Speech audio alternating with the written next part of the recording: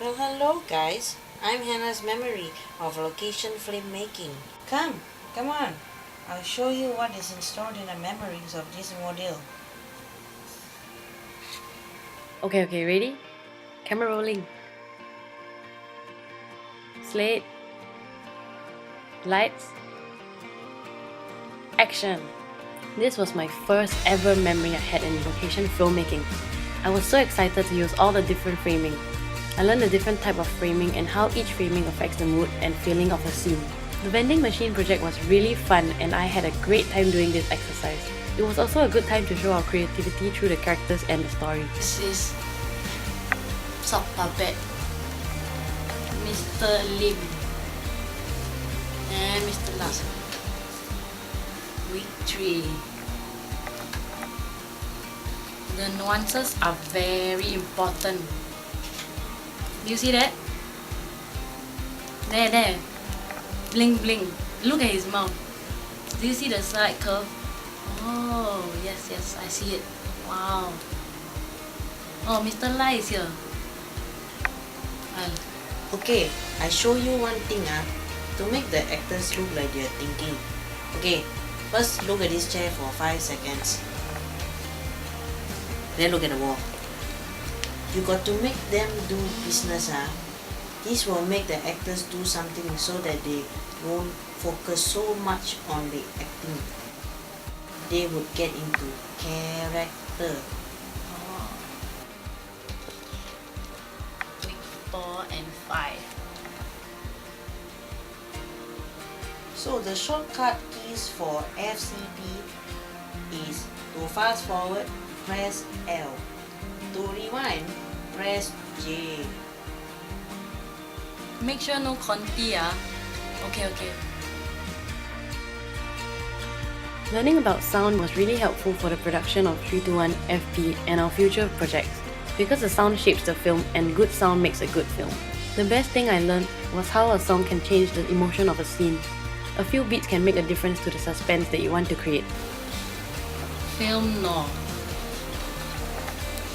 So, you must make use of the light to tell your story. Striking! I think I'm gonna do a part 2 of my dramatic one.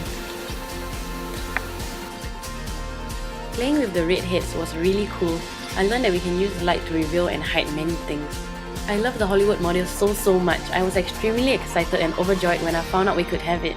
The 3-act structure really helped me to analyze a film, and I can never see a film normally without thinking when was the inciting incident or climax or midpoint.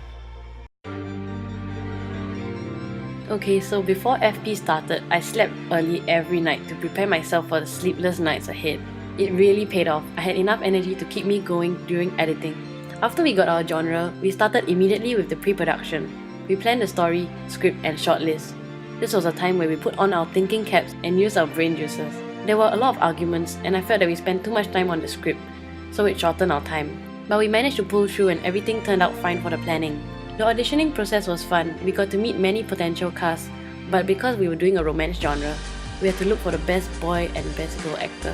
Then we had to go props hunting, but we had very little time for this, so we went to get everything in a day. Time was really not on our side. I remember rushing everywhere from place to place with all the equipment. Thankfully we had 3 locations and 1 car. Things did not always go as anticipated. When we were shooting at Devika's house, there was so much noise that we could not control. It was surprising because when we went to recce the place, it was reasonably quiet. However, on set, there was stomping from the floor above and we could not do anything about it. It was really irritating because the actors had to go home, but we still had shots to complete, so we just had to overlook the horrible sound. My group's best team effort was that we were really helpful to carry things, so we had no problem with the "she never hold tripod" issue. I enjoyed being the editor because I like to tell the story through different cuts and transitions. I think the editor can either make or break the film. The most important thing I learned from this project was the importance of pre-production. I know it is easy to say, but I did not really put enough importance to the planning, especially the management of time. This made me regret later on when we had to rush everything during production, filming and post-production. Planning a schedule and following it is really the most important thing. Mr. Lai gave us very good comments and ideas to improve the cuts during our first cut consultation. His remarks really helped us to shape the film and cut out the bad bits. Mr. Lim was always the one who would remind us of things that we had to look out for. like nuances, light direction, 180 axis, and all the film rules. Things that we may have put behind or forgotten, he would mention and we would remember and check our film to see if it was covered. And that's all I have to say for my reflections. I really enjoyed location filmmaking. All these memories will be put in my timeline forever.